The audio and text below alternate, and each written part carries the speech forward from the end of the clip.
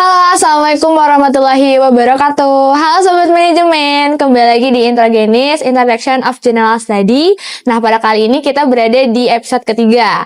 Oke, pada episode kali ini kita akan ngobrolin salah satu yang menjadi jiwa dan juga penggerak dari sebuah organisasi, yaitu manajemen sumber daya manusia atau yang biasa kita kenal dengan SDM.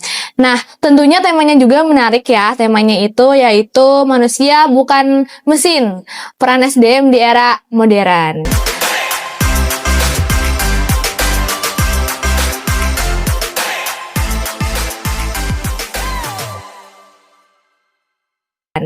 Nah, bersama saya Fadla Rahmati Deliani, dan tentunya kita ditemani oleh narasumber yang tentunya luar biasa, yaitu Ibu Alia sebagai salah satu dosen konsentrasi SDM. Oke, mungkin perkenalan terlebih dahulu ya Bu. Boleh perkenalan terlebih dahulu. Oke, Assalamualaikum warahmatullahi wabarakatuh. Halo Sobat Manajemen, nama saya Alia Rosalina Shofa. Saya adalah salah satu dosen di program studi manajemen untuk konsentrasi manajemen sumber daya manusia. Untuk bidang keahlian sendiri, saya fokus di Human Resource Development dan perilaku organisasi. Oke, baik. Sebelumnya Ibu, kita informasi terlebih dahulu kalau pertanyaan yang diajukan di Introgenis ini adalah pertanyaan yang udah kita kumpulkan dari kuesioner kebutuhan yang disebar ke seluruh mahasiswa manajemen. Nah, mungkin kita lanjut ya Bu ke pertanyaan pertama. Mungkin bisa dijelaskan secara singkat nih, apa sih yang sebenarnya dipelajari di konsentrasi sumber daya manusia? Oke, jadi perkenalan dulu ya mungkin ya. Di konsentrasi manajemen sumber daya manusia itu ada 6 orang dosen. Ibu Dr. Sri Suwarsi, kemudian ada Pak Afandi, kemudian ada Pak Aditya, saya, dan Pak Aminuddin. Cuma Pak Aminuddin ini sudah pensiun ya pada tahun ini. Jadi mungkin teman-teman yang baru gabung di konsentrasi manajemen SDM mungkin nggak ketemu lagi nih sama Pak Aminuddin ya. Kemudian kalau bicara tentang manajemen SDM sendiri, di konsentrasi ini sebetulnya membahas ruang lingkup yang cukup luas ya. Seperti yang Fadla ketahui sendiri, mungkin di manajemen ini kan definisinya apa kira-kira?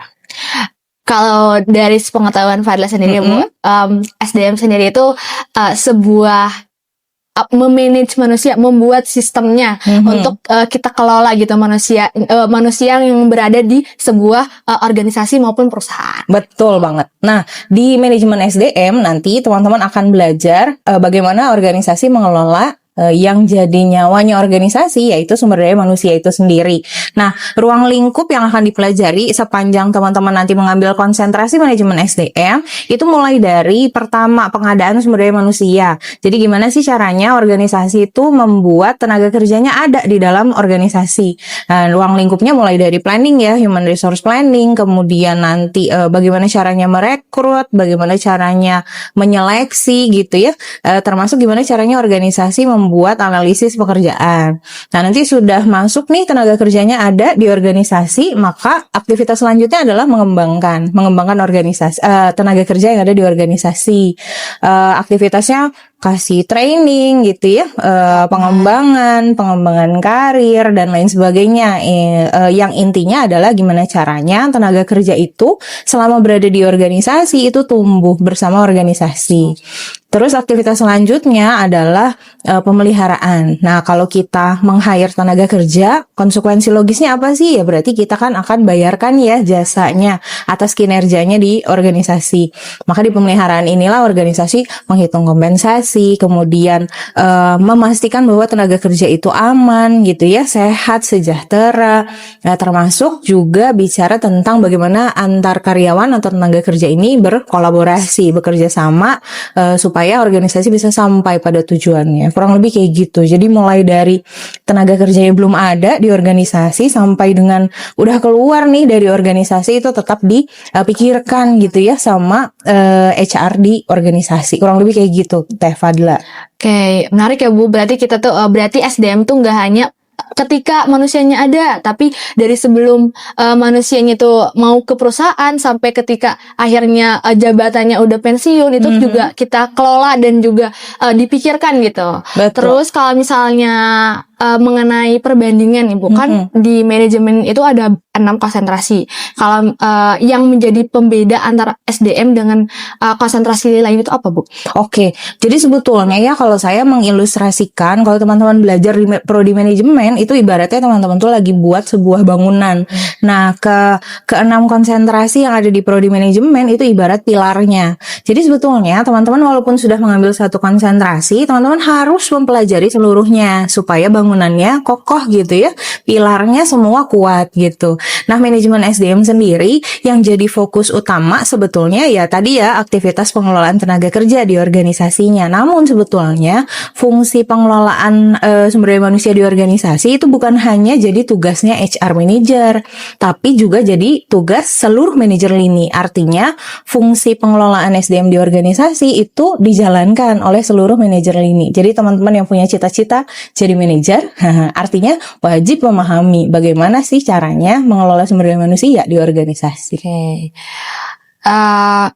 Kan tadi ya Bu, kalau misalnya tetap gitu, kita juga belajar mengenai misal operasi dan pengen jadi manajer gitu. Iya. Terus berarti kan kita juga berpikir gitu, wah harus bisa komunikasi sama banyak orang, terus harus peka, terus juga harus sabar dan lain sebagainya.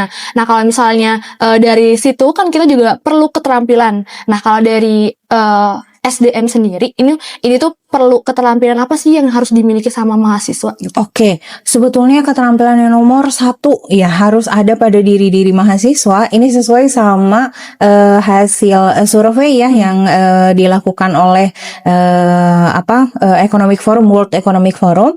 Yang pertama yang harus dimiliki adalah analytical thinking, yaitu kemampuan untuk berpikir analitis. Karena kondisinya ketika kita mengelola manusia di organisasi, kita nggak bisa berpikir parsial. Berpikirnya harus mampu mencakup seluruh aspek di organisasi. Jadi keterampilan utama yang harus dimiliki itu soft skill-nya adalah analytical thinking, kemampuan berpikir analitis. Kemudian yang selanjutnya fleksibilitas. Kita menghadapi era yang beda-beda ya. Mungkin saya juga nggak tahu nih nanti teman-teman akan menghadapi yang seperti apa lagi nih. Iya, di tempat kerja apalagi ya, nggak tahu lagi akan seperti apa. Berarti wajib punya kemampuan untuk menyesuaikan diri dengan kondisi di mana teman-teman nanti berada gitu ya. Jadi fleksibilitas, agile kayak gitu ya, resilience ya, karakteristik seperti itu. Dan kemudian yang selanjutnya yang nggak akan terlepas dari kemampuan leadership ya, kemampuan untuk memimpin orang lain. Tapi kemampuan leadership ini wajib dilatih. Kenapa? Karena orang yang bisa memimpin dengan baik itu adalah orang yang sudah selesai sama dirinya. Berarti kunci utamanya apa menurut Teh Fadla kalau mau memimpin atau mengelola orang lain nih di organisasi? Berarti dia gak bisa sudut pandangnya terlalu objektif maupun terlalu subjektif gitu Bu. Iya, salah satunya itu ya. Tapi utamanya adalah kemampuan untuk mengenal diri dulu sebelum mampu untuk memimpin orang lain gitu. Oke. Berarti banyak ya Bu teori-teori ataupun skill-skill yang perlu kita terapin dan pelajari di SDM. Betul. Kalau misalnya dari situ Bu, dari skill-skill tadi, berarti apa ya Bu yang perlu kita siapkan untuk sukses di bidang SDM gitu, selain mengenali diri sendiri gitu. Oke. Kunci pertamanya itu tadi ya, lakukan self assessment, lakukan berbagai cara untuk teman-teman mengenali diri sendiri. Mau itu karakteristiknya, minatnya apa, sebetulnya kita tuh punya value apa sih dalam diri kita kayak gitu ya. Itu langkah pertama, mengenali diri. Selanjutnya tetapkan tujuan. Jadi teman-teman tuh wajib sekali punya goals ya. Karena mau melangkah kemana nih kalau misalkan tujuannya belum ditentukan ya.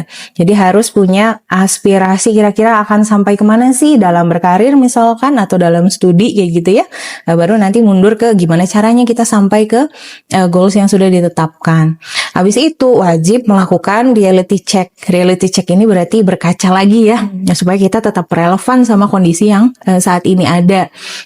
Bisa jadi kan kalau kita punya goals tuh ideal gitu ya, idealis gitu. Nah, lakukan reality check supaya kita tetap relevan dengan kondisi dan perkembangan yang terjadi di lingkungan gitu. Oke. Nah, mention tadi keadaan sekarang kan keadaan sekarang itu kan udah mulai digital gitu Bu. Betul. Nah terus juga banyak perusahaan yang udah mulai pakai HR teknologi gitu. Betul. Nah ketika kita udah menggunakan gitu, pasti ada juga yang namanya peluang. Nah, kalau dari segi bidang SDM, peluang apa yang bisa dikembangkan gitu, Bu? Oke, kita bicara dari sisi data dulu ya. Data dulu. Jadi kalau kata World Economic Forum itu ada sekitar di 5 tahun mendatang ya akan ada sekitar 170 juta pekerjaan baru yang muncul karena adanya perkembangan teknologi.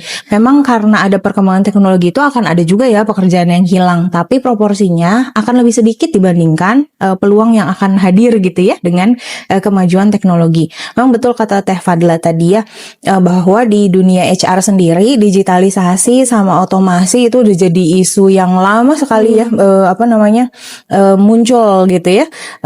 Organisasi sudah menggunakan disebutnya HRIS ya, Human Resource Information System. Berarti kalau sistemnya ada berarti butuh apa? Orang yang bisa menjalankan sistemnya. Berarti peluangnya di situ. Berarti teman-teman yang ingin berkecimpung di bidang HR nantinya wajib memahami dulu nih apa sih yang digunakan sama organisasi dalam rangka mengotomasi sistematika pengelolaan sumber daya di organisasi. Jadi otomasi ini di banyak faktor ya, kayak misalkan tadi jangan dibayangin ya sama teman-teman kalau perusahaan nerima lamaran gitu ya masih manual dibacain satu-satu, enggak. Capek ya, Bu? Capek. Kalau yang apply puluhan ribu gimana gitu ya. Berarti organisasi itu udah menggunakan sistem untuk membaca lamaran yang masuk. Nah, berarti otomatisasinya udah mulai dari rekrutmen.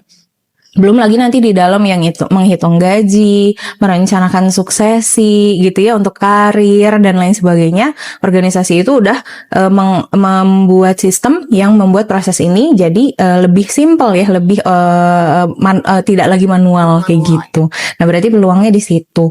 Kemudian yang namanya mesin ya, kan tidak ada jiwanya ya kayak manusia gitu.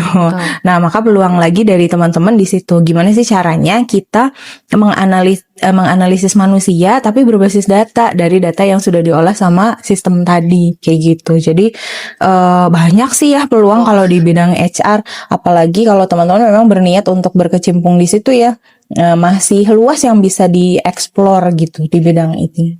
Oke, tadi kan berbicara terkait dengan peluang. Kalau misalnya menurut Ibu tantangannya ketika udah di era digital di bidang SDM itu apa ya, Bu? Oke, salah satu tantangan utamanya itu gimana caranya kita terus-menerus upskilling, karena supaya tetap relevan ya sama perubahan. Bisa jadi sesuatu yang kita pelajari sekarang atau yang kita ketahui sekarang gampang banget atau sebentar banget masanya gitu. Nanti ada yang baru lagi. Nah, berarti tantangannya adalah gimana caranya kita terus-terusan belajar gitu ya, terus-terusan upgrade skill dan tidak merasa cukup dengan sesuatu yang sudah kita ketahui saat ini gitu. Karena HR ini kan fasilitator ya dalam konteks pengelolaan tenaga kerja di organisasi. Berarti ya harus punya kepekaan termasuk keterampilan yang juga relevan ya dalam pengelolaan tenaga kerja kayak gitu. Oke, nah sekarang kita masuk ke bagian segmen yang jadi highlight, Bu, dari episode kali ini. Tadi kan udah disebutin ya temanya itu kan manusia tuh bukan mesin. Nah, melihat dari kalimat itu, jadi maksudnya gimana ya, Bu? Manusia tuh bukan mesin kalau di dunia HR tuh bagaimana?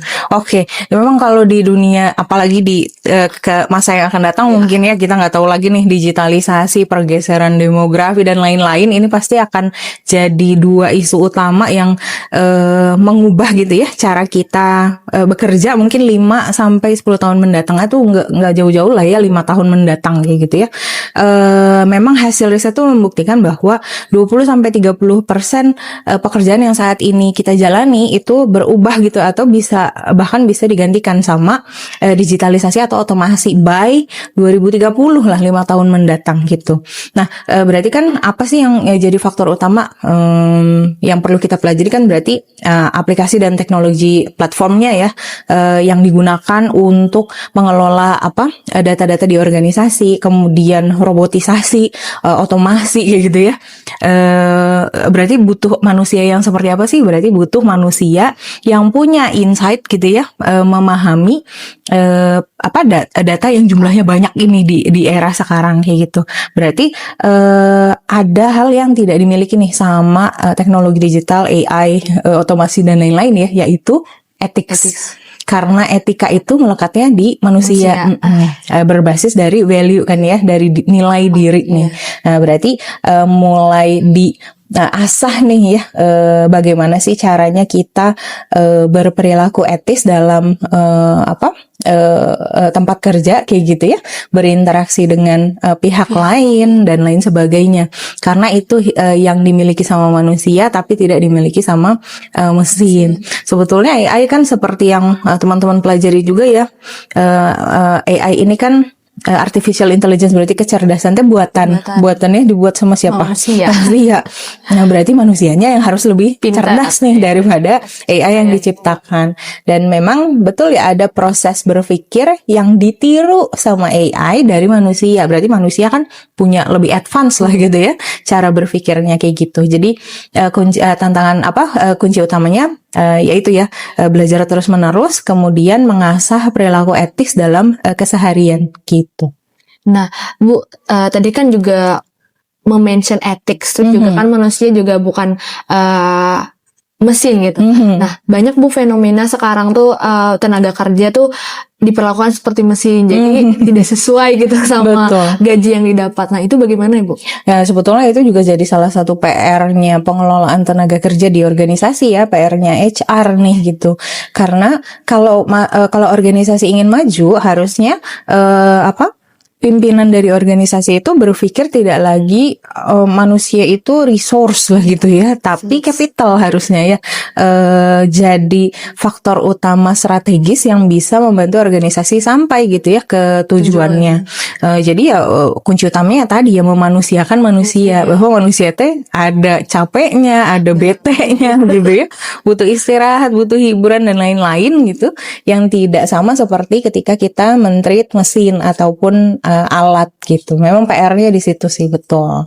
Bu, jadi kayak perusahaan juga jangan saking fokusnya ke produktivitas dari perusahaan sampai melupakan manusianya, yang dimana pasti ada capeknya, lelahnya, marahnya. Betul. Nah, kalau misal dari sekian perspektif itu kan banyak Bu di HR. Kalau misalnya dari konsentrasi SDM, prospek kerjanya tuh apa aja Bu? Oke, sebetulnya luas ya, seperti yang tadi saya bilang di awal ya, mempelajari manajemen sumber daya manusia itu bukan berarti gitu ya teman-teman harus hanya berkecimpung di bidang HR gitu ya. Selama teman-teman punya manusia yang dikelola di bawah teman-teman, punya tenaga kerja yang teman-teman manage gitu ya, artinya teman-teman manajer, pimpinan gitu ya, maka fungsi manajemen SDM itu dijalankan. Berarti teman-teman walaupun mengambil konsentrasi manajemen SDM, karirnya tidak terbatas pada bidang HR aja. Betul.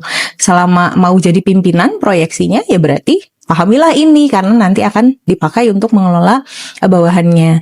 Tapi kalau untuk karir yang spesifik di bidang HR, tentu ya masuk divisi HR gitu ya. Banyak banget kalau di organisasi itu sebutannya ya. Kalau sekarang bisa ada yang menyebutnya people and culture kayak gitu ya. Macam-macam lah intinya, tapi pengelolaan manusia di organisasi itu ya ruang lingkupnya seluas yang tadi. Bisa spesifik di kompensasi, bisa spesifik di pengembangan, bisa spesifik di apalagi ya, teknis ya, yang kayak rekrutmen, seleksi, HRP dan lain-lain kayak gitu.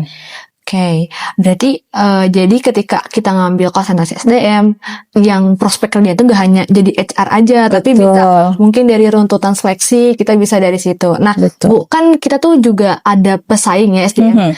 Kita katakanlah misal dari segi psikologis. Nah, psikologi.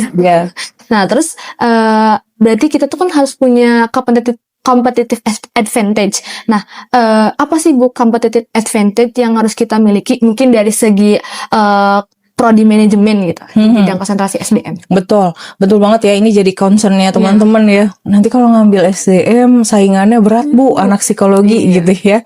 Nah, betul bahwa teman-teman psikologi itu belajar tentang bagaimana caranya memahami manusia. Cuma kalau teman-teman di psikologi itu belajar toolsnya. Jadi fokus pada alat untuk memahami gitu ya, karakteristik dan lain-lain yang levelnya individual begitu ya.